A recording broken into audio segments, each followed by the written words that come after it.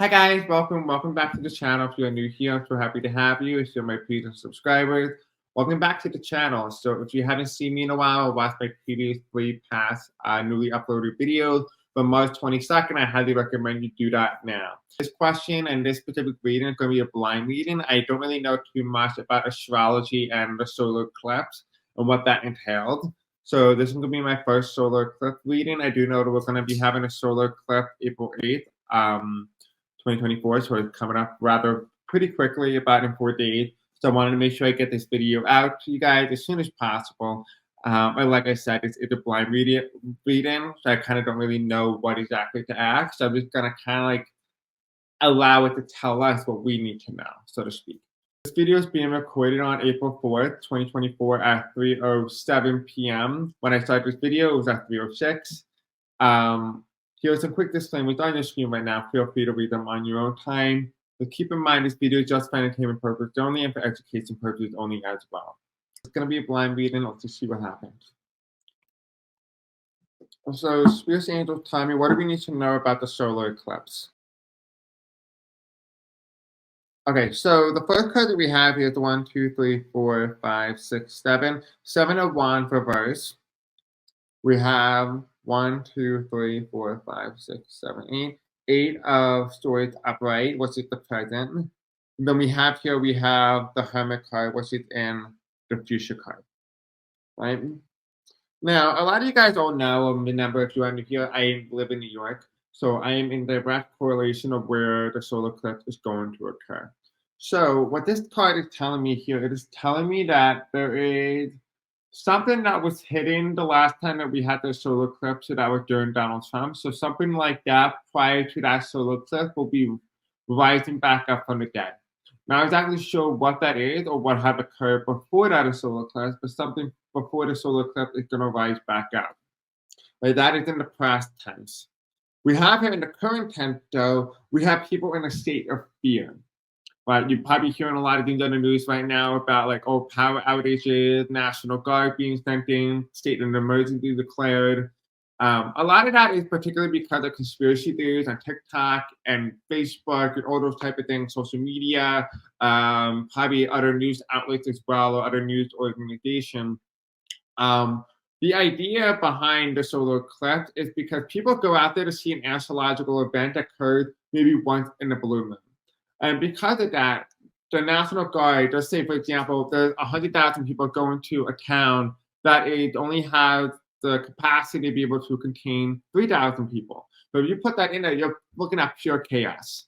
So that's why the National Guard is declared. So if you live in an area where the National Guard has been declared or a state of emergency has been declared, it's because they need additional resources in order to maintain the possible influx of a large amount of people flooded into one given area. That is what it's saying here. It's saying that these type of conspiracy, these type of state of fear mindset is just because people are putting it out there that this is what they want to occur. And just don't buy into that. I don't really see anything negative here in terms of secrecy or some sort of plan occurring with the solar eclipse. I don't see any sort of government interference. I just see like the government just taking precautionary steps in order to ensure that there is stability and no sort of unrest, so to speak. Now, we do have here on the future card here, we have the Hermit card reversed, which normally indicate illumination and darkness. Because I live in New York, it is reversed, which means areas where it touches, you will see no illumination, if not barely anything. And you don't need a psychic to tell you that, okay? And that is why that card comes out. So you know the reading exactly when that card shows up as the final outcome card. This is leading up to this very moment, which is the solar eclipse. So again, like I said, don't buy into all the conspiracy. Don't buy into the government shutting down things and all stuff like that. When it comes to the solar eclipse and a general consensus and a general basis, it's simple. It's just an astrological event. This happened to coincide this year with the presidential election, the same way they had in 2020. So don't think too much into it. I don't really think there's anything too big, but in a spiritual sense, we are going to explore that now. Now, that is just a general basis for the general public. We're going to look more into the meaning of the solar eclipse and what it means going forward. So Spirit Angels tell me, what does it mean for the solar eclipse to occur during a United States election year? the same way it had during Donald Trump's 2020 presidential election? What did it mean when it occurred during a Biden re-election bid?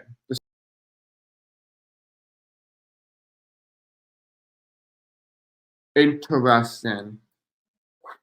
Okay, so we have here in the 2020 election, we have the Ace of Cups, right? We have lesson. People wanting to be able to start new beginnings, right? They offered a new candidate, a new direction for the United States, right? This is the Dove coming in with a message of unity and completeness as a country united against the virus, so to speak, is what I meant to say. They've been united against the virus. And because of that, what this card is indicating to me, it is indicating that President Biden, because he's been elected by a large amount of people, that is coming big victory. This is talking about the popular vote. It's not talking about the electoral college. You're talking about the popular vote. We do have here, we have the current president, which is 3 candidates. Here, right? The 3 candidates keep showing up again and again and again in the reading. This means RFK Jr., Donald Trump, and Joe Biden. This will be the 3 big players in this upcoming general election. It is being challenged by the Devil card, which is the card that resembles Donald Trump. However, this is the challenge card, which does not indicate Trump. What this indicates to me is it indicates a change, corruption. It symbolizes to me, it's basically the same broken wave. But something that, the thing that we are so used to in our society or in our political spectrum has been broken. Something is going to break. And the question is, what does the Devil card simulate? Does it simulate that our electoral college system breaks apart? Maybe it doesn't work for us. Maybe we realize it doesn't work. Does it realize that maybe the electoral college system doesn't break, but worked against the people who used it and actively pushed for it? What I mean is, the Republicans kept saying that no, we need to keep the electoral college.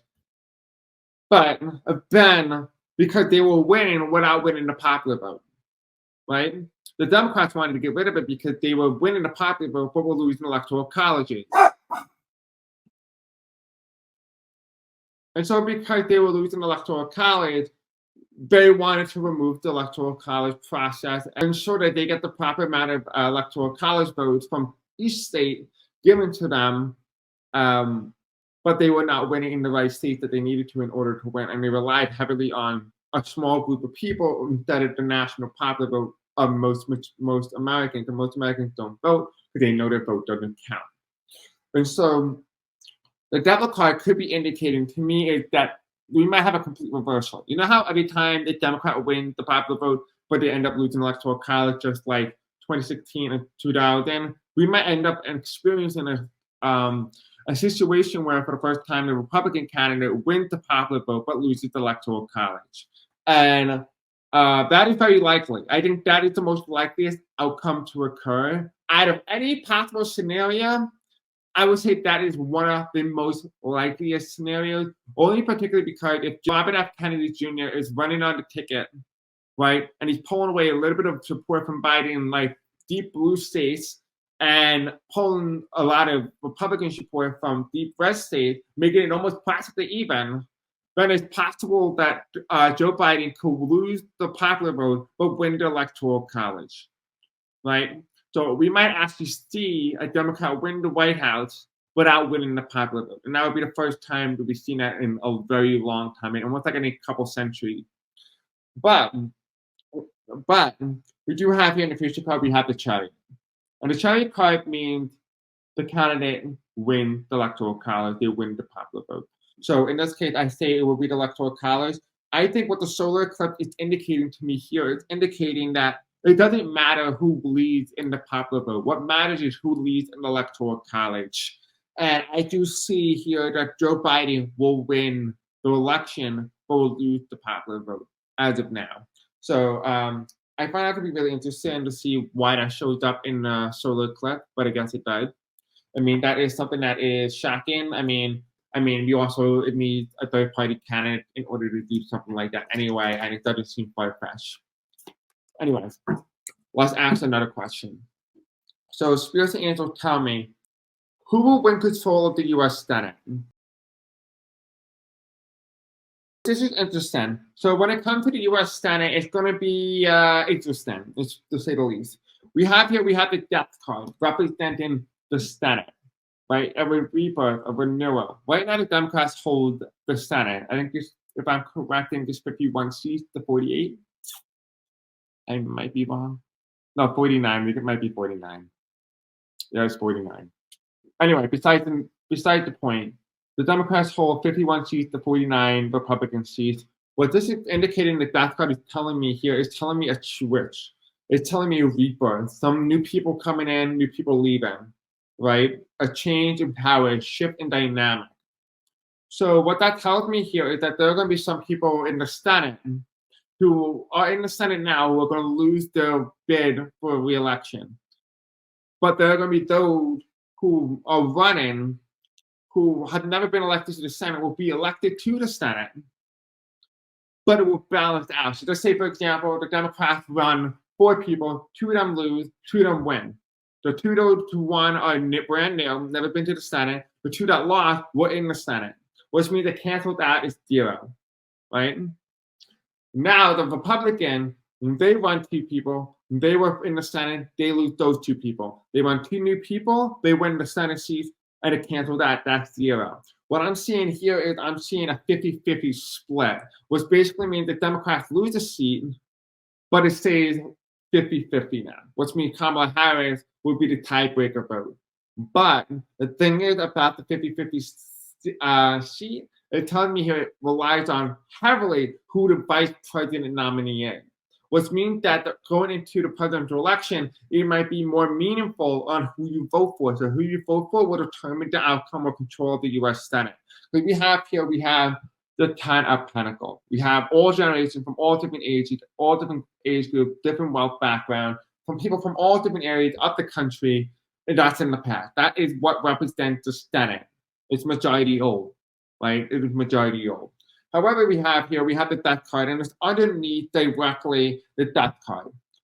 The reason why 3 comes up and not the number 4 is because the number 3 card indicates to me is that if you look at the Senate map, Joe Manchin, the Democrat from West Virginia, resigned his position, which means it's almost a full guarantee a Republican will take his spot, which means that out of those 4 seats that could have been competitive for Democrats, 3 of them are. 3 of them are, 1 of them is going to the Republicans, which will explain why it's going to be a 50-50 split. Because we have that 3 of Wands here. There are going to be 3 seats for the Republicans that are competitive. There are going to be 3 seats for the Republicans that are competitive. Democrats are going to lose 2. Republicans are going to lose 2. The Democrats are going to gain 2. The Republicans are going to gain 2. And they're also going to lose West Virginia to the Republicans. So the Republicans are going to have a net gain of 1.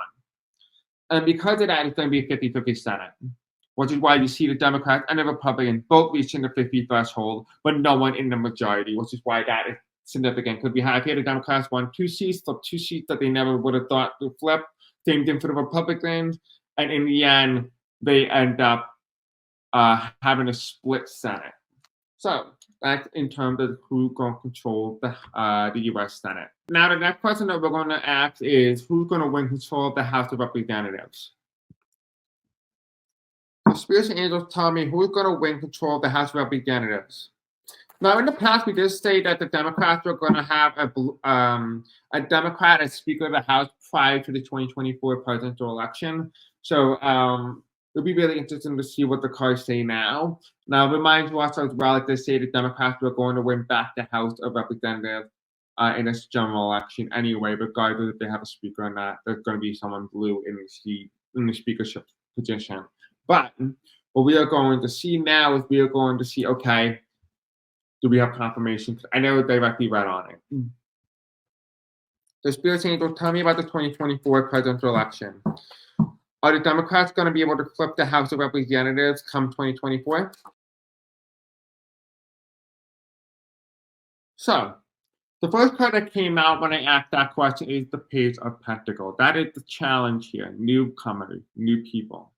The question is, whoever has more people leaving Congress than coming into Congress will determine the factor in control of the House of Representatives. Basically, what I'm saying is, if someone is running for their party and they are the incumbent, they are almost guaranteed to win. And if they are not the incumbent, they have a 50-50 probability of losing their seat or that seat that they are seeking.